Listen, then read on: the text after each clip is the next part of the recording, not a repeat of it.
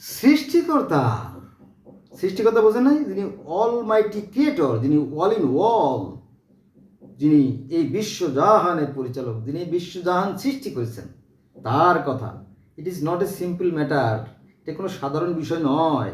কি বলে দেখেন কোরআনে, তাও আমি হাদিসে যাচ্ছি না, হাদিসে আমি যাব না। কারণ কি, হাদিস নিয়ে অনেক মতভেদ আছে, কারণ শতকরা 90% হাদিস কোরআনের সাথে মেলে না। এই জন্য আমি কোরআন নিয়েই বেশি আলোচনা করি। দেখেন কোরআনে কি বলা হয়েছে, দেখেন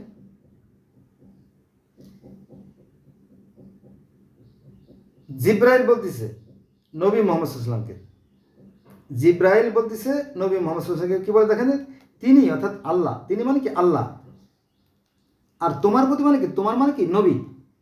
জিব্রাইল বলতেছে যে তিনি অর্থাৎ আল্লাহ তোমার প্রতি এই কিতাব অবতীর্ণ করেছেন। কি বলতেছে? জিব্রাইল বলতেছে নবী মুহাম্মদ সাল্লাল্লাহু আলাইহি ওয়াসাল্লামকে যে তিনি অর্থাৎ আল্লাহ বা তিনি তোমার প্রতি এই কিতাব অবতীর্ণ করেছেন, যার কিছু আয়াত সুস্পষ্ট ও ধার্তহীন। এগুলো কিতাবের মূল অংশ। কোরআন শরীফের কিছু কিছু অংশ আছে মূল বা সঠিক, আর অন্যগুলো রূপক। আর অন্যগুলো রূপক। রূপকের আরবি কী হবে জানেন? রূপকের আরবি হচ্ছে সববে নজুল আর আমসালুল কোরআন। এই দুটো শব্দ বলো না, এটা হচ্ছে আরবি শব্দ। এই দুটো আরবি শব্দের বাংলা অর্থ হচ্ছে উপমা বা উদাহরণ। এটা কোরআনে আছে। এই সববে নজুল আর আমসালুল কোরআন দুটো আছে। যারা আলেম তারা বুঝবে, কিন্তু আলেমরা আমার কথার সামনে আসে না, পলায় থাকে। হ্যাঁ, এই যে ইসের মতো, তেলাপোকার মতো। তাহলে কোরআনের সব কথা মূল কথা না। কোরআনে অসংখ্য কিচ্ছা, কাহিনী, গল্প আছে। কার কথা? আল্লাহর কথা, কোরআনের কথা। আবার বলি, যেহেতু খুব সিরিয়াস আয়াত নিয়ে আলোচনা করতেছি, তো জিব্রাইল বলতেছে নবীরে যে তিনি অর্থাৎ আল্লাহ তোমার প্রতি এই কিতাব অবতীর্ণ করেছেন, কারণ জিব্রাইলের মাধ্যমে তো কোরআন আসছে, তাই না? তিনি তোমার প্রতি এই কিতাব অবতীর্ণ করেছেন, যার কিছু আয়াত সুস্পষ্ট, একেবারে পরিষ্কার কথা, যেগুলো দ্বার্থহীন, ও এগুলো হচ্ছে কিতাবের মূল অংশ, আর বাকিগুলো হচ্ছে রূপক, আর অন্যগুলো হচ্ছে রূপক। রূপককে আরবিতে কি বলে? আমি একবার বলছি, আবার বলি, সববে নজুল আর আমসালুল কোরআন, বাকি হলো উপমা বা উদাহরণ। এই যে কোরআন শরীফে 25 জন নবীর কথা বলা আছে, তাই না? এই 25 জন নবীর সময়, এটা কোন আয়াত বলে নই, এটা হচ্ছে সূরা আলে ইমরানের 7 নম্বর আয়াত। সূরা আলে ইমরান আয়াত নম্বর 7। সূরা আলে ইমরান আয়াত নম্বর 7। যেহেতু সিরিয়াস আয়াত, আমি বারবার বলতেছি, মাইন্ড করলে কিছু করার নাই। তো অন্যগুলো রূপক। এই কোরআন শরীফে দেখবেন 25 জন নবীর কাহিনী আছে, কিচ্ছা, কাহিনী। যেমন ইউনুস নবী, ইউসুফ নবীর কাহিনী দেখো। ইউসুফ নবী ছিল খুবই অসহায়। ইউসুফ নবীকে তার ভাইয়েরা মারতো, কাটতো, হ্যাঁ, ধিক্কার দিত, থুতু দিত, অনেক অত্যাচার করত। তারপরে তারা, এইটা তার বাবা ইয়াকুব নবী জানতেন যে আমার এই ইউসুফকে অন্য ভাইরা ভালো চোখে দেখে না, তার সাথে খারাপ ব্যবহার করে। তো একবার বলতেছে, বাবা আমরা ইউসুফকে নিয়ে খেলতে যেতে চাই। বলে, না না না না, তোমাদের সাথে সে খেলতে যাবে না, কারণ তোমাদেরকে আমার বিশ্বাস নাই, কারণ খেলতে নিয়ে পরে একটা ক্ষতি করে ফেলবা। এই সংখ্যা ভাইয়ের ছিল, এই ইয়াকুব নবী ছিল। তখন বলো, না বাবা, ওরা আমার ভাই, তো আমরা একসাথে দুষ্টুমতি করি, একটু মারামারি করি, তাতে ক্ষতি কি, কিন্তু ওরও তো খেলার শখ আছে, ওকে দাও। পরে ওকে নিয়ে যাওয়ার পরে বলে ওরে মেরে ফেলবো। তা আবার কয়েক ভাই বলতো, না মারে ফেলার দরকার নেই, কুয়ার মধ্যে ফেলাই দে, মারলে হাতে রক্ত, ড্রেসে রক্ত যদি লেগে যায় তখন তো আমরা ধরা পড়ে যাবো, আমরা বিপদে পড়ে যাবো। চালাক, কিন্তু দেখবেন যে যারা বদমাইশ টাইপের লোক, তারা কিন্তু হেভি ব্রেনই হয়, এক মুখে সহস্র কথা বলে, মানে হাজার কথা বলে। আর যারা সৎ, তারা তো এক মুখে এক কথাই বলে। তো বলো যে না, ওকে যদি আমরা যদি জবাই দিতে যাই বা পাথর দিয়ে আঘাত দিতে যাই, যদি রক্ত যদি সিট আমাদের গায়ে লাগে, তখন তো মুশকিল। এই জামার ধোবো থেকে পানি নাই, তখন আমরা ধরা পড়ে যাব। হ্যাঁ, বুদ্ধিমান, কিন্তু ওরা হেভি বুদ্ধিমান। তা কী করলাম, ওরে দৌড়ে কুয়ার মধ্যে ফেলে দিছে। এখন একদল কাফেলা মিশরে যাচ্ছিল, তো ওরা আবার পানি খোঁজ করতে এসে, পানি, আরব দেশে তো পানি নাই, পানির বড়ই অভাব। তো পানির জন্য কুয়ায় বালতি ফেলেছে। তো ইউসুফ নবী কী করছে জানেন, ওই বালতির আংটা টেনে ধরছে। তো ও তো বেশি বড়ও না আবার ছোটও না। তো ওই পানির বালতি যখন উঁচু করছে রশি সহ, দেখি মানুষ, খুব সুন্দর চেহারা, শিশু তো, সুন্দর মুখ শিশুকালে, রূপের বাহার যৌবনকালে, বুড়া হইলে কিরূপ হইবে আয়না ধরে দেখো না। তো শিশুদের চেহারা কিন্তু সুন্দর হয়, তাই না? আর ইউসুফ নবী তো অনেক সুন্দরই ছিল। তো আরে বাবা, ফুটফুটে একটা সুন্দর বাচ্চা, দারুণ তো। তো বললো যে চল নিয়ে যাই। তো ওরা কী করলো, উঠে করে নিয়ে গেলে চলে মিশরে। মিশরে যে আজিজ মিসির ছিল তখন, আজিজ মিসিরের কাছে বিক্রি করে দিল। এটা কিন্তু মূল কথা না। তো আজিজ মিসিরের কাছে বিক্রি করে দেওয়ার পরে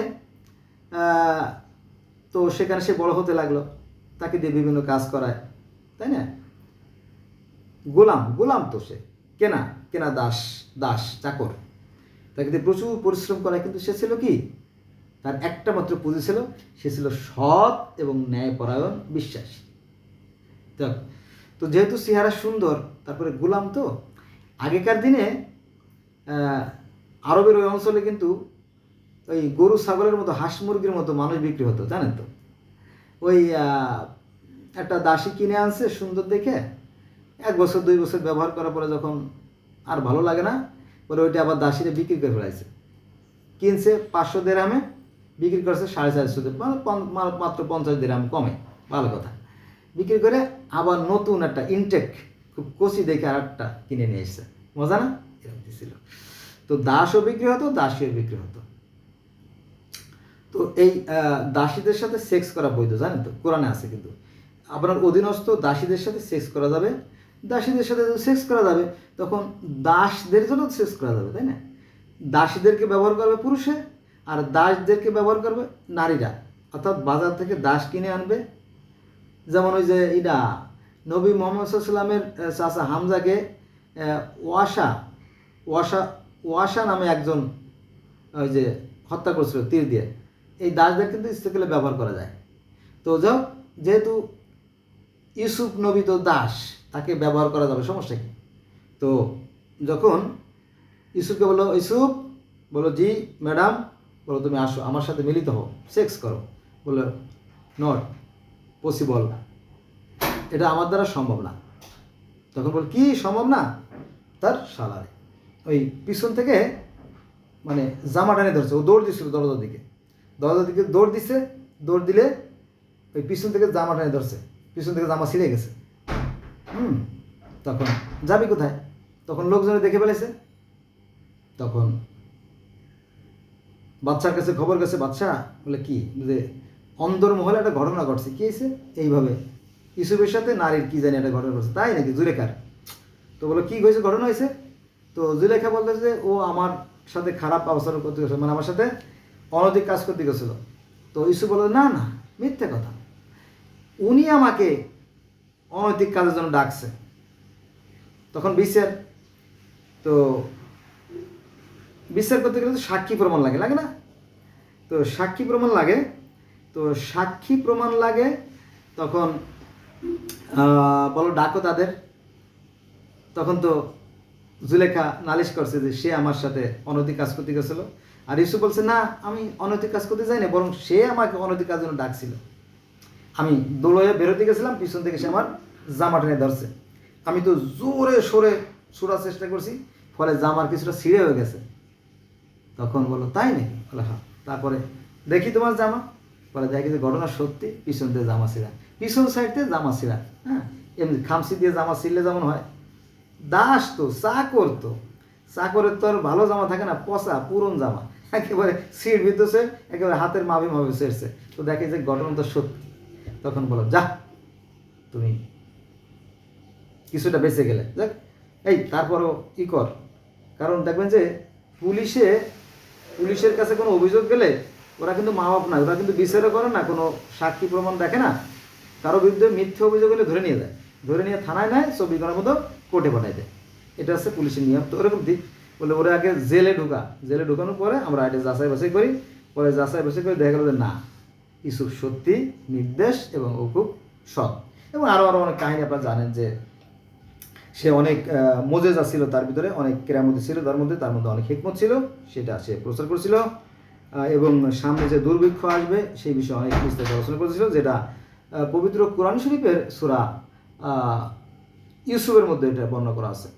তো সূরা ইউসুফের 111 নম্বর আয়াতে, সূরা ইউসুফের 111 নম্বর আয়াতে আল্লাহ বলতেছে যে এই যে ইউসুফ নবীর যে কাহিনী, এর মধ্যে শিক্ষণীয় রয়েছে জ্ঞানীদের জন্য, তাই না? এভাবে পবিত্র কোরআন শরীফে 25 জন নবীর কাহিনী বর্ণনা করা আছে, যেটা আমরা সংক্ষেপে এখানে পাচ্ছি। কোথায়? সূরা আল ইমরানের 7 নম্বর আয়াতে। এখানে আল্লাহ বলেন, তিনি তোমার প্রতি এই কিতাব অবতীর্ণ করেছেন যার কিছু আয়াত সুস্পষ্ট ও দ্বার্থহীন, এগুলো কিতাবের মূল অংশ, আর অন্যগুলো রূপক। তো এই যে ইউসুফ নবীর কাহিনী, ইউসুফ নবীর কাহিনীর পরে আল্লাহ বলতেছে যে এই যে ইউসুফ কাহিনী, এর মধ্যে বহু নিদর্শন রয়েছে জ্ঞানীদের জন্য। এরকম 25 জন নবীর কাহিনী আছে, বোঝা গেছে বিষয়? এগুলো শিক্ষণীয়। যেমন দাউদকে আল্লাহ রাজত্ব দান করলেন, কারণকে ধ্বংস করে দিলেন, ফিরআউনকে ধ্বংস করে দিলেন, মূসাকে উদ্দে তুলে নিলেন। এগুলো শিক্ষণীয়। আয়ুব নবীরা মাছে গিলে ফেললো, সে আল্লাহকে ভুলে নাই। আয়ুব নবী তো না, ইউনুস নবী, তাকে আল্লাহ মাছের পেট থেকে রক্ষা করলেন। আয়ুব নবীকে আল্লাহ কুষ্ঠরোগ দিলেন এবং তার সম্পদ, তার অর্থ, তার সন্তান সব কিছু কেড়ে নিলেন, কিন্তু সে সৃষ্টিকর্তাকে ভুলে নাই। তারপরে যখন সে সৃষ্টিকর্তাকে ভুলে নাই, তখন তাকে আল্লাহ আবার সব কিছু ফিরিয়ে দিলেন। এখানে শিক্ষণীয় রয়েছে জ্ঞানীদের জন্য। এজন্য আল্লাহ বলতেছে সব কথা মূল কথা না, আসল কথা হচ্ছে যে যারা সৃষ্টিকর্তায় বিশ্বাস করবে এবং সৎ কাজ করবে, তাদের জন্য আমি রাখছি চিরসুখের ইচ্ছা জান্নাত, আর যারা অসৎ কর্ম করবে তাদের জন্য আছে কঠিন শাস্তি। এবং আমি একটা দিন নির্ধারণ করে রাখছি, মালিক ইয়াউমিদ্দিন। মালিক ইয়াউমিদ্দিন মানে প্রতিদান দিবসের, অর্থাৎ পুরস্কার বিতরণের অনুষ্ঠান হবে একটা, সেটা হচ্ছে সূরা ফাতিহা বা প্রথম সূরার মধ্যে এটা আলোচনা করা আছে, বুঝা গেছে? আপনাকে আইন হাতে তুলে নেওয়ার কথা আল্লাহ বলেন নাই,